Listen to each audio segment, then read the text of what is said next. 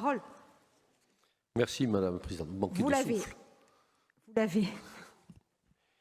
Bien, merci. Donc, une intervention assez rapide sur le BP 2022, qui est un budget qui apparaît sous-dimensionné par rapport aux besoins structurels, bien évidemment.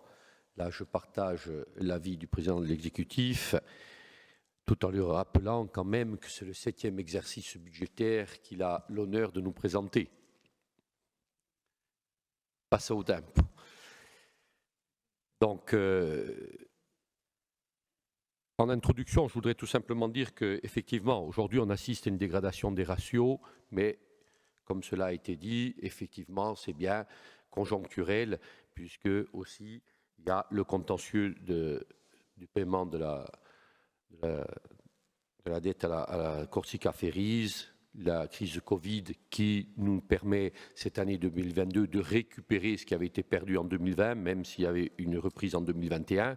Mais on peut dire qu'aujourd'hui, même si les prévisions, et je tiens à le dire, qu'il y a une approche prudentielle sur la présentation de ce BP, ce qui est tout à fait normal, on le reproche toujours, mais au vu de ce que vous évoquez, et nous avions déjà échangé là-dessus, sur les années à venir et les restrictions budgétaires que nous devrions tous subir, aussi bien à l'échelle régionale qu'à l'échelle communale et intercommunale, il faut redoubler de vigilance et garder notre petit matelas avant de s'engager dans quelconque politique future ou disproportionnée. Alors, pour commencer sur les recettes, même si nous ne sommes que sur du prévisionnel et on espère un peu plus, il faut aujourd'hui reconnaître que le dynamisme est sur la taxe des transports, avec la reprise des échanges, donc plus 44%, qui passe de 25 millions d'euros l'année dernière à 36 millions d'euros cette année, et on retrouve le niveau ou la stabilisation par rapport aux années précédentes. Une progression donc des recettes de 11% sur la fiscalité, qui n'est pas négligeable, notamment sur les DMTO, nous l'avons évoqué, plus 13,5 millions d'euros, et les recettes sur les tabacs qui s'élèvent à 143 millions d'euros en prévisionnel. Sur les tabacs, contrairement à la politique qui est menée, aujourd'hui nous sommes quand même à la fois satisfaits du résultat financier et déçus de la politique de la santé. Bien sûr, même si, encore une fois, je le dis, cela reste prudent et je pense que ces recettes fiscales seront supérieures, et je l'espère, pour notre collectivité. Les dotations d'État, globalement, sont stabilisées, avec voire même quelques augmentations. Donc, de ce côté-là, pour cet exercice, nous n'aurons pas de grandes surprises. TICPE en augmentation, plus 12 millions d'euros prévus en 2022. Donc aussi une fiscalité qui aujourd'hui rapporte beaucoup, avec un produit financier en augmentation. Donc de ce côté-là, il n'y a rien à dire. Sur l'excédent de l'OTC, qui n'apparaît pas, et cela n'a pas été inscrit en recette, bien évidemment, il ne pourra se faire selon les recommandations de la Chambre régionale des comptes qu'après vote du compte administratif de l'Office des transports. Donc on s'en tiendra à cela en espérant avoir ce qui nous avait été largement promis de l'ordre de 20 à 30 millions d'euros.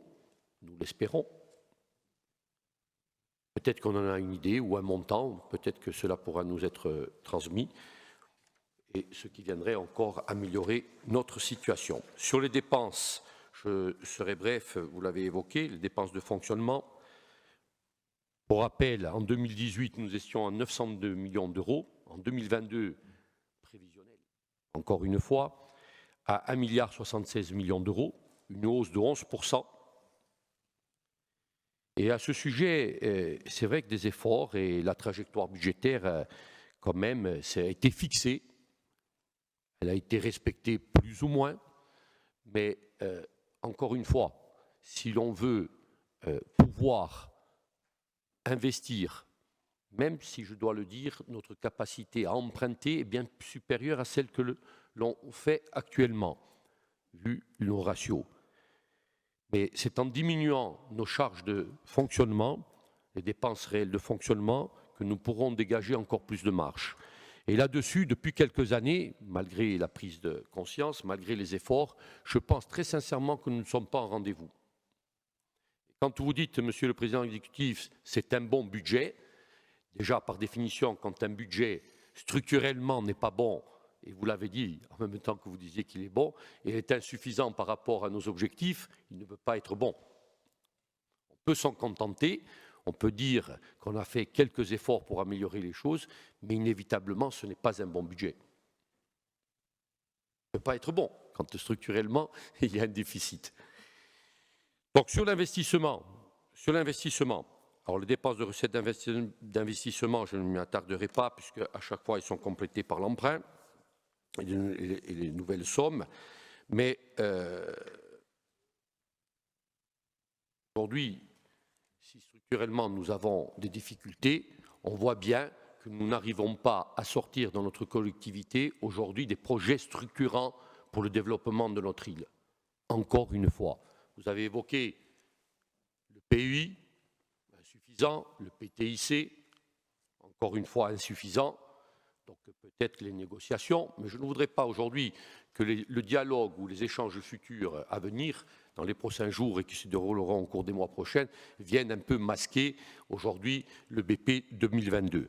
Et je me propose, si vous le souhaitez, de vous accompagner dans ce sens, puisque je pense qu'il faut un véritable rattrapage pour la Corse afin d'avoir un véritable développement dans tous les domaines et aussi économique. Et je me retourne vers le président de l'ADEC, puisque je pense qu'il y a un véritable chantier qui s'ouvre devant nous. Je voudrais juste reprendre une observation du CESEC, avec un rapport qui est très intéressant, fort intéressant, qui considère que le cycle budgétaire, et vous l'avez dit, c'est une année de transition, alors on aurait espéré peut-être un peu plus. Le CESEC considère que le cycle budgétaire qui s'ouvre doit être une véritable amorce du changement de modèle. Or, le BP 2022, le premier de la mandature, doit en dégager les lignes directrices, ce qui aujourd'hui n'est pas véritablement le cas, même si vous aviez proposé un accompagnement, mais les délais impartis ne l'ont pas permis. C'est dommage, c'est regrettable. Espérons que nous pourrions le faire tous ensemble pour 2023. Je l'espère. Nous verrons bien. Donc sur ce sujet, je passe sur la dette. L'emprunt prévisionnel est de 119 millions d'euros. Nous avons échangé en commission des finances. Nous ne sommes pas tombés d'accord. Et le président de la commission des finances, M. Ferrach, je suis revenu à la charge à deux reprises, et après avoir consenti qu'aujourd'hui la dette constatée de 934, quelque chose, 935 millions d'euros, aujourd'hui, inévitablement, on pourrait rajouter les 26 millions d'euros, puisque nous devons les payer, qui sont dans l'emprunt des 119 millions. Donc, ce qui fait passer déjà à aujourd'hui une dette indiscutable de 961 millions d'euros. Et au vu de ce qui va être emprunté pour soutenir l'investissement, alors sur l'investissement, encore une fois, nous verrons bien ce qui sera réalisé. Et OCA, c'est en fin de compte, la constatation se fait OCA, l'exécution. Voilà, ce qui est exécuté réellement. Parce que là, nous sommes encore sur du prévisionnel. Donc 10 millions d'euros en plus en APCP.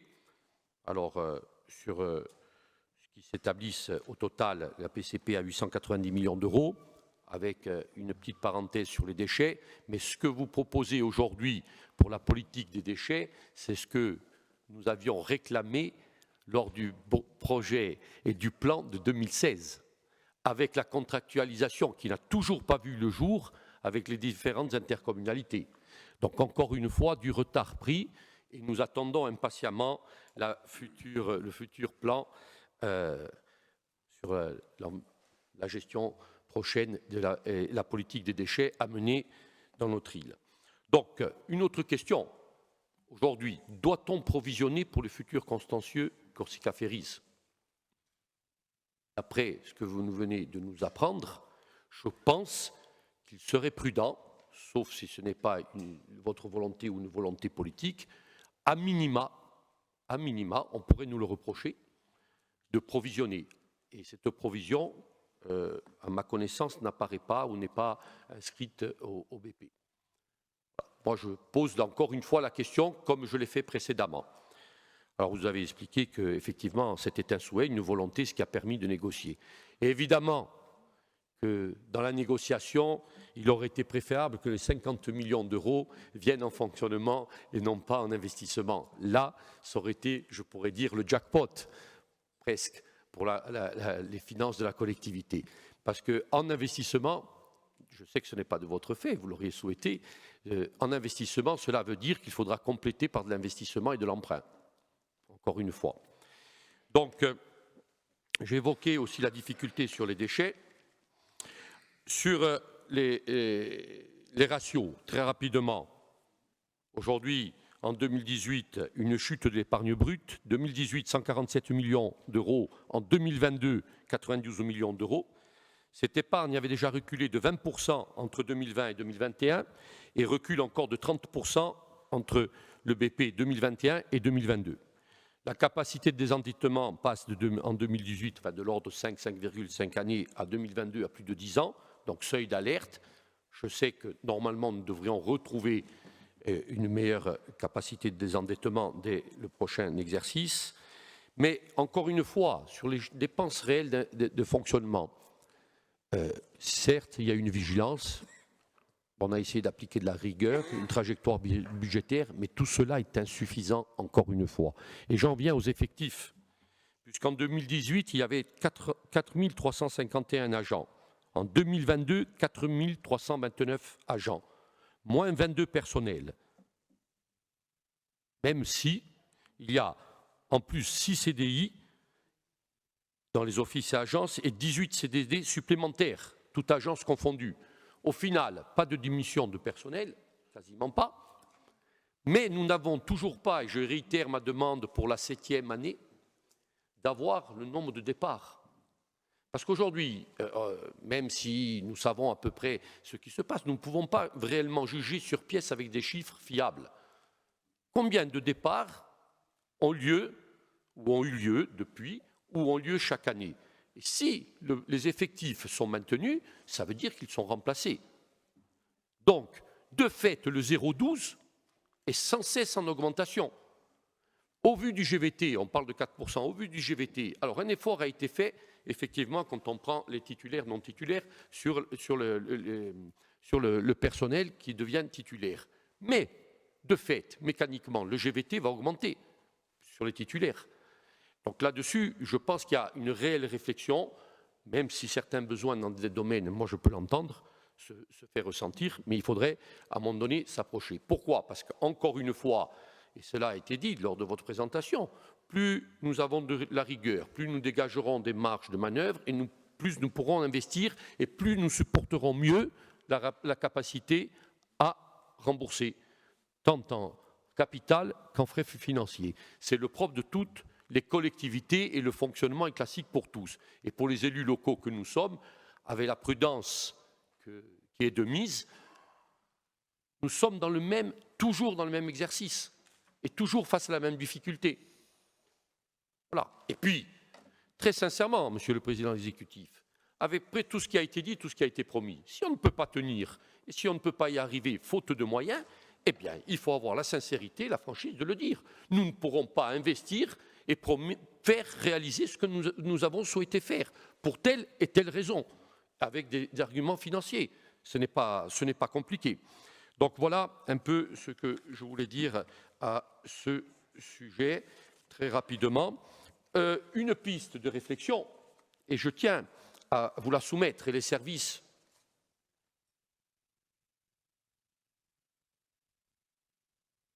une piste de réflexion, et je tiens à vous la soumettre, les services pourront travailler dessus. Sur le projet de loi de finances de 2022, je crois que les députés présents peuvent en témoigner. Il y a la possibilité de recentralisation du RSA.